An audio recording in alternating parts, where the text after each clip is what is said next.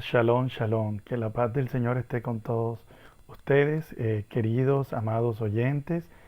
En esta oportunidad vamos a compartir un tema muy precioso que el Señor nos trae aprendiendo con la parábola de la higuera.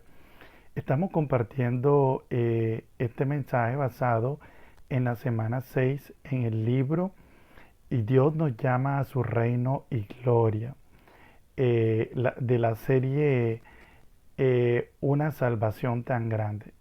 En esta ocasión vamos a compartir, como les dije, el tema aprendiendo con la parábola de la higuera.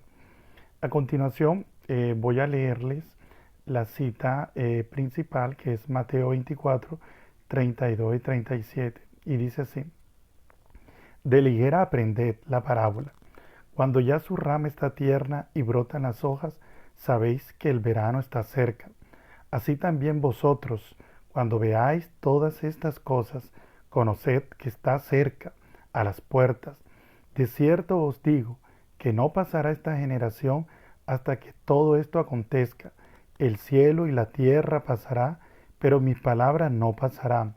Pero del día y la hora nadie sabe, ni aun los ángeles de los cielos, sino mi Padre.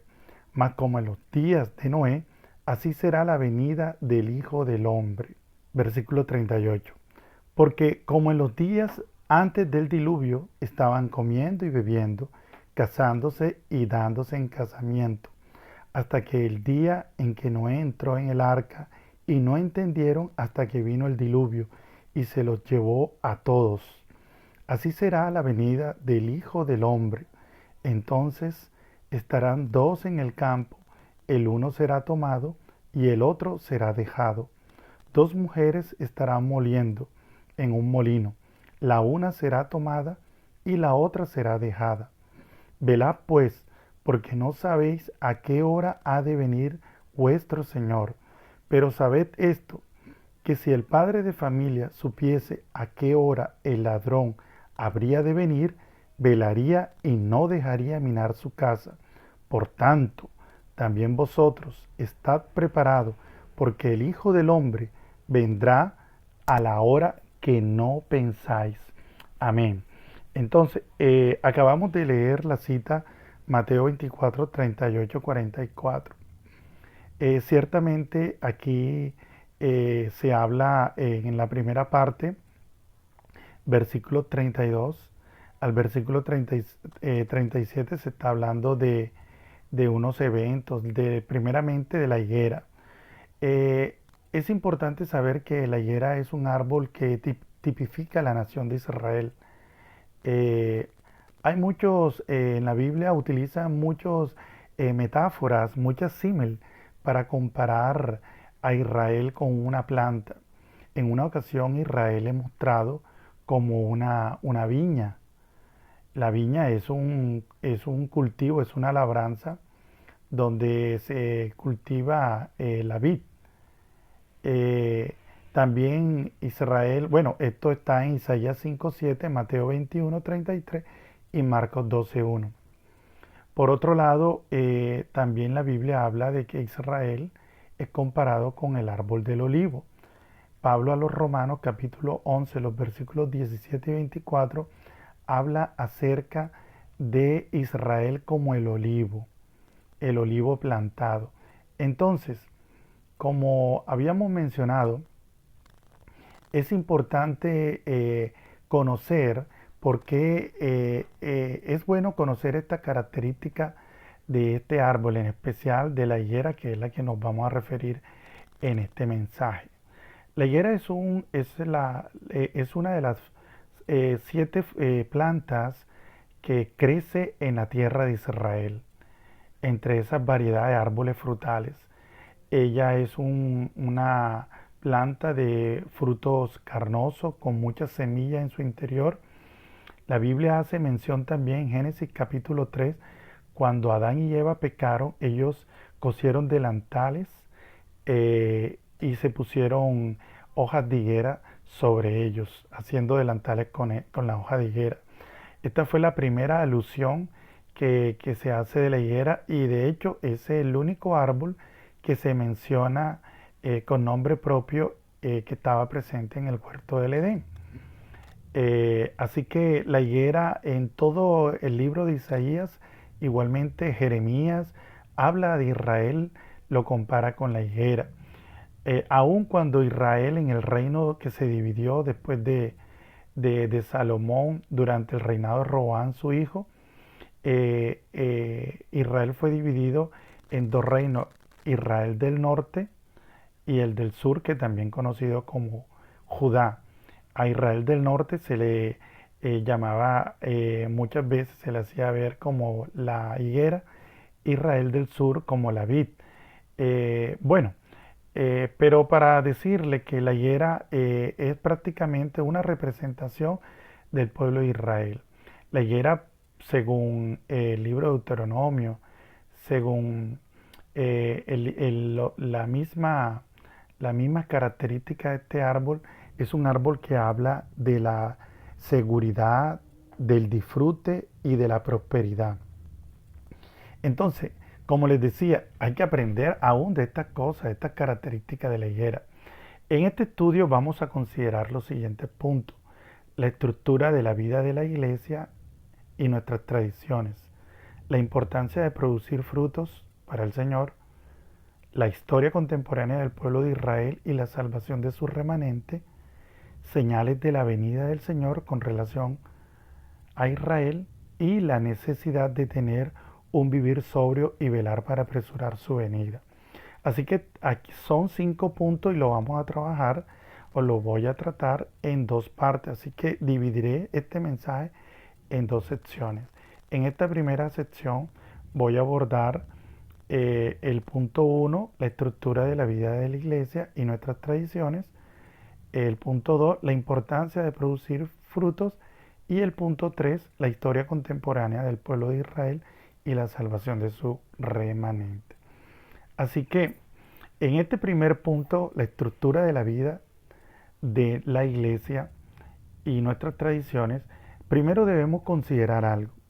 La iglesia, según el apóstol Pablo, en 1 Timoteo capítulo 3, versículo 16, muestra a la iglesia como la casa de Dios. Así que la iglesia es una casa. Por otro lado, el mismo apóstol Pablo también muestra la iglesia como un edificio, como un templo en Efesios. Así que estas relaciones que el apóstol Pablo hace de la iglesia como una morada. Por otro lado, él mismo habla de que él es un perito arquitecto, un arquitecto adiestrado, el cual ha puesto un fundamento para que nosotros debemos velar cómo sobreedificamos en él. Eso le dice Pablo a los Corintios en su primera epístola. Así que estas relaciones nos hacen entender cuando hablamos en este primer punto de la estructura de la vida de la iglesia. La primera epístola que se escribió en el Nuevo Testamento fue la epístola a Primera de Tesalonicenses. En esa epístola Primera de Tesalonicenses, en el capítulo 1, el versículo 3, el apóstol Pablo resalta 3 elementos, 3 características de la iglesia tesalónica, que es la obra de fe, el trabajo de amor y la perseverancia en la esperanza o la constancia en la esperanza. Así que esto las vamos hoy a tomar como esa estructura que nosotros debemos tener en cuenta para edificar en la iglesia. Así que es necesario, hermanos, saber esto, que todo lo relacionado a lo estructural es esencial.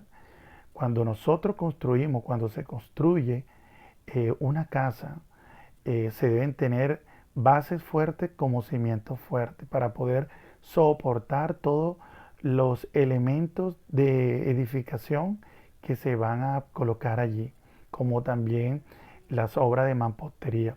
Por lo tanto, es necesario tener una buena estructura y, por supuesto, unos buenos materiales. También la calidad del material hace parte de tener en cuenta o de considerar cómo estamos construyendo, nosotros cómo estamos edificando.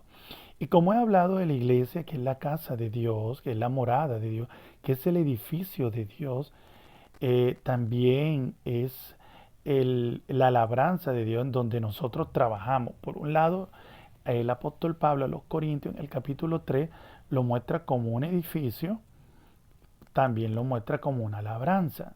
Una labranza es un lugar en donde nosotros sembramos, donde hay siembra, donde hay cultivo y donde hay cosecha. Así que vamos a relacionar estas dos figuras, estas dos ilustraciones, con estos tres elementos que vamos a considerar. Vuelvo y repito, 1 Tesalonicenses 1:3, ahí encontramos estos elementos que hoy son la estructura de la iglesia en estos postreros días, la obra de fe. Bien, hablamos de la obra de fe. La obra de fe, vamos a tratar esto de dos maneras. Número uno, como el oficio o la actividad como obreros, como labradores en la casa de Dios. Y dos, como las características de esas estructuras a tener en consideración. Así que la obra de fe, por un lado, habla de la ocupación de los santos, la ocupación de los santos.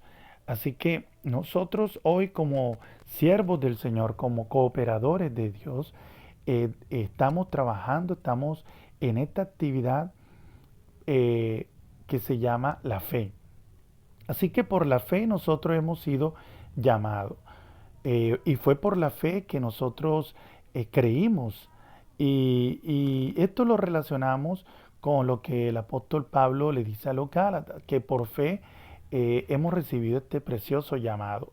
Así que cuando el Señor en la parábola de Mateo, capítulo que habla de la labranza, dice que Dios tenía una gran viña y llamó a los labradores de esa viña y mandó a buscar, a contratar obreros, y ellos salieron a contratar.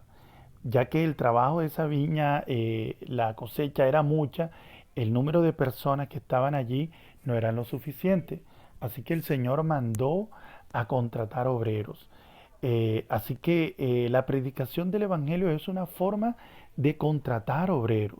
Así que así como yo fui contratado por la predicación del Evangelio, como ustedes que nos escuchan, están siendo contratados para que participen de esta gran obra, la voluntad de Dios, por fe, nosotros inmediatamente vamos a obrar de esa manera en fe. Y la fe es lo máximo que hemos recibido. Si hay algún empleo entre los hombres que genere mayor dignidad, que genere, llamémosle así, rango, bueno, no hay mayor para nosotros empleo u oficio el hecho de que Dios nos haya llamado. Por lo tanto, la fe es algo precioso. Así que en esa labranza, en esa casa de Dios, vamos a trabajar con fe, pero también vamos a salir en fe a contratar a otros, llamarlos para que también crean y vengan y hagan parte de este oficio, de esta obra.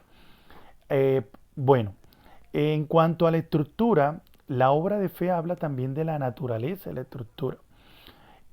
Así que, como hoy en día se considera que las edificaciones, especialmente esos rascacielos que hoy superan cientos de metros de altura, utilizan los mejores materiales, el mejor acero, el mejor cemento, todos esos elementos que hacen parte del hormigón de esas grandes estructuras, desde luego son elementos que tienen que ser testeados, mirar la calidad de ese elemento, si el elemento soporta sismos, la flexibilidad o la contorsión que produce el viento en esas alturas, el calor, bueno, todas esas características o esos factores ponen a prueba esos elementos.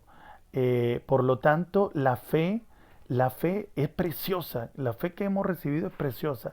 Es tanto que el apóstol Pedro habla en su epístola que la fe debe ser tratada, puesta a prueba, así como se pone a prueba el oro.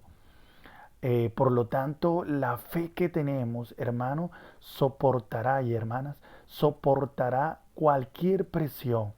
Así que esta fe, hermano, ya está testeada, aprobada, que ha soportado todas las presiones, todas las embestidas que han recibido. La fe siempre ha prevalecido sobre cualquier oposición. Así que la fe habla de la naturaleza, esa estructura, o sea que una estructura sólida, fuerte. Amén. Así que hemos recibido este evangelio precioso por la fe y somos salvos. El hecho de ser salvo radica en la fe sólida que hemos recibido. También habla del trabajo de amor. El trabajo de amor habla también en cuanto a nosotros, en cuanto a los obreros que trabajamos en la casa de Dios, en la labranza de Dios, habla de la especialidad y de la responsabilidad. Nosotros, nuestro trabajo debe ser amor. De hecho, la palabra que se utiliza para trabajo aquí, Pablo pone la palabra copos.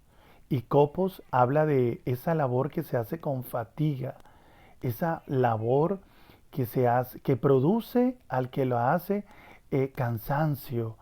Entonces, el trabajo de amor habla de eso. No hay algo más precioso que el amor que hace esa labor infatigable. Cuando hay amor en sí, todo se sobrelleva, todo es llevadero. Así es, pero cuando no hay amor, todo es pesado, todo pesa y carga más, pero cuando hay amor, como lo dije, es más fácil. Así que, por un lado, esa debe ser la especialidad que debemos tener nosotros, hacer ese trabajo en amor. El apóstol Juan escribe en su epístola, en su primera epístola, que Dios es amor. Y si Dios es nuestro Padre, por lo tanto, nosotros como sus hijos tenemos esa naturaleza de amor. No es que esto seamos ajenos al amor de Dios. No somos ajenos al amor de Dios, pues somos hijos de Dios. Y por tanto, como Pablo dice también a los romanos, que hemos recibido ese amor, ha sido derramado en nuestros corazones y de manera abundante. También esto nos muestra que de la responsabilidad. El amor habla de la responsabilidad. Por un lado, en aquella parábola del buen samaritano, vemos nosotros en el Evangelio de Lucas que una persona bajaba de Jerusalén hacia Jericó y dice que en el camino vinieron unos asaltantes y despojaron a esa persona de sus pertenencias, aparte la golpearon y la dejaron casi moribundo a un lado del camino. Dice que bajaba un sacerdote de Jerusalén, sirviendo de Jerusalén por ese camino, vio a aquel hombre que estaba tirado a un lado del camino, moribundo, golpeado, pero él fue indiferente, no hizo nada. Dice que un levita igualmente pasaba por allí y dice que lo vio y no hizo nada para auxiliar a ese hombre. Pero vino un hombre de Samaria, un samaritano, dice que lo vio, fue conmovido, sintió una responsabilidad por auxiliar, por salvar, socorrer a ese hombre. Dice que lo curó, le echó en sus heridas aceite, desinfectó sus heridas con vino, lo vendó y lo llevó a un mesón y pagó al mesonero para que cuidara por él. Entonces, esto habla también de esa responsabilidad que tenemos nosotros. No debemos tener nuestra mirada indiferente o hacer la vista gorda ante las personas que sufren, las personas necesitadas, aquellos que necesitan, aquellos que necesitan de un cuidado del amor de Dios. Por lo tanto, también el trabajo de amor no solamente habla de nuestra especialidad, sino de nuestra responsabilidad. En cuanto a la estructura, la característica de los elementos estructurales habla de la resistencia y tenacidad. El amor hace resistente. Cuando hay amor, como le dije, él también habla de la resistencia. Pablo en su epístola a los Corintios, en el capítulo 13, hace una definición del amor de Dios. Habla que el amor de Dios todo lo sufre, todo lo soporta. O sea, soporta, habla de una resistencia y de una tenacidad. Esas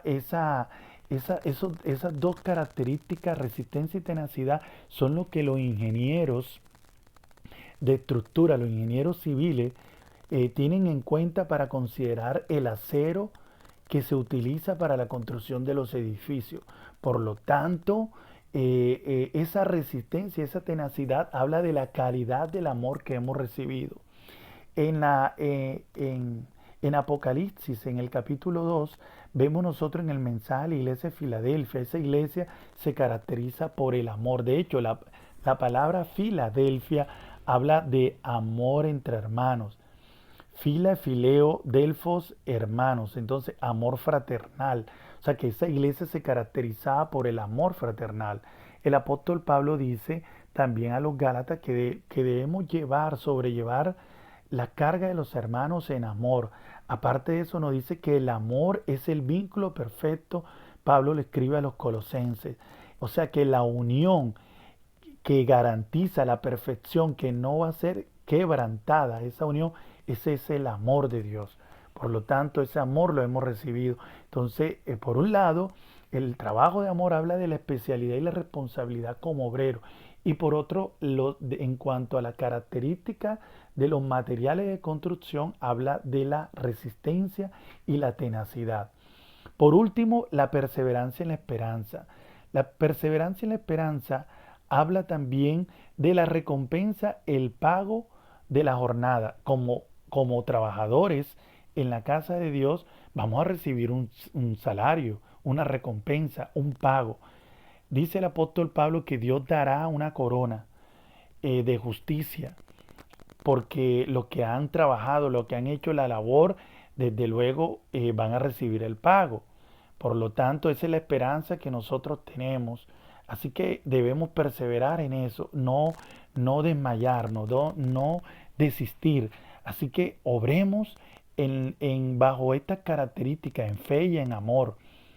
Esto fortalece para seguir adelante porque tenemos la esperanza que vamos a recibir una recompensa, vamos a reinar junto con el Señor. Esto en cuanto a la característica de la obra de Dios. En cuanto a los materiales de construcción, la estructura de la vida de la iglesia, la perseverancia y la esperanza habla de las garantías que el Señor nos da. Es decir, que los materiales que hemos recibido están garantizados por el Señor. No debemos dudar de lo que hemos recibido tiene alguna imperfección. Eso habla de la funcionalidad y el desempeño de los materiales que utilizaremos para construir. Ya están garantizados. Amén. Aleluya. Precioso este punto. Bueno, de las tradiciones hablaré de manera rápida. Cuando hablamos de tradición, el apóstol Pablo en segunda de Tesalonicenses, capítulo 2, versículo 15, utiliza la palabra paradosis en griego, que significa tradiciones. ¿Y qué es la tradición? Es lo que pasa de generación en generación, sea oral o escrita. Eso es algo que caracteriza a una cultura, a una a una sociedad, lo que recibimos, lo que pasa de padre a hijos y así. Entonces, esto debe ser importante para nosotros porque lo hemos recibido. ¿Qué hemos recibido? Número uno, la predicación del Evangelio. Mateo 28, 18, 20, Marcos 16, 15, 2 Timoteo 4, 2 y 5. Habla de que hemos recibido esta gran comisión de predicar el Evangelio, primeramente de boca del Señor y luego es recordado por los apóstoles en las epístolas. Marco, como dije, id y predicad a toda criatura. Y en 2 Timoteo, Pablo le recuerda a Timoteo de cumplir toda obra de evangelista y de predicar el Evangelio a tiempo y fuera de tiempo. Otra tradición es el invocar el nombre del Señor. Esto aparece desde los tiempos antiguos. Génesis 4:26. Y Romanos también aparece cita, bueno, tomaré dos citas, aparece en muchos lugares del Antiguo Testamento. Romanos 10, versículos 12 y 13, habla del invocar. El invocar habla de la necesidad que todos necesitamos a Dios. Decir, oh Señor Jesús, no es una muletilla, no es un mantra como otros dicen por allí. Invocar habla de mi necesidad, de quién soy yo y quién es mi Señor. Cuando yo digo, oh Señor Jesús, hablo que yo necesito ser amparado por Él. Amén. El leer orar la palabra, leer orar es tomar la palabra con oración. Simplemente tomar un versículo de la Biblia y orar con él. Orar, decir, un versículo, dice el apóstol Pablo, que no os afanéis, sed gozosos, no os afanéis, por nada estéis afanosos. Amén, por nada estéis afanosos. Tal como dice la cita, así la convierto en mi oración. Son el contenido de mi oración. Esto lo podemos ver Efesios 6, 17, 18. El profetizar como nuestra cuarta tradición. Profetizar es hablar por Dios, hablar Dios. Hablar por Dios, hablar Dios a los hombres. El profetizar trae consolación, trae exhortación, edificación. Es el mejor camino que Pablo anima a la iglesia en los Corintios. Esto podemos ver la cita en 1 Corintios 14, versículos del 1 al 5 y el versículo 39. Hablar y cantar los himnos, otra de las prácticas de las tradiciones que nosotros tenemos. Esto está apoyado en Efesios 5:19, 1 Corintios 14:26. 1 Corintios 14:26. Habla de que debemos no solamente cantar los himnos, sino hablarlos, el recitarlos, el hablarlo entre nosotros para estimular, para fortalecer, para llenarnos más del Espíritu. Interesante práctica. Y por última tradición, el rumiar la palabra. Somos corderos, somos ovejas del Señor, de su rebaño. Y una de las características de la oveja es que es un rumiante, es decir, que una vez que ella come el pasto, vuelve otra vez su organismo a pasar, lo lleva de su estómago, de uno de su estómago, lo sube a su boca y lo vuelve a mascar, lo vuelve a masticar. Es decir, nosotros debemos considerar la palabra. No solamente si ustedes escuchan este mensaje por una sola vez, deben volver otra vez a considerarlo, escucharlo, cada cita, cada versículo, repasarlo. Habla de la naturaleza de nosotros, somos ovejas. Y considerar la palabra también hace que la palabra more en abundancia en nosotros. Amén. Entonces, las citas que apoyan esta práctica, bueno, Salmo 23:1 habla de que el Señor es nuestro pastor, hablando de nuestra naturaleza como ovejas.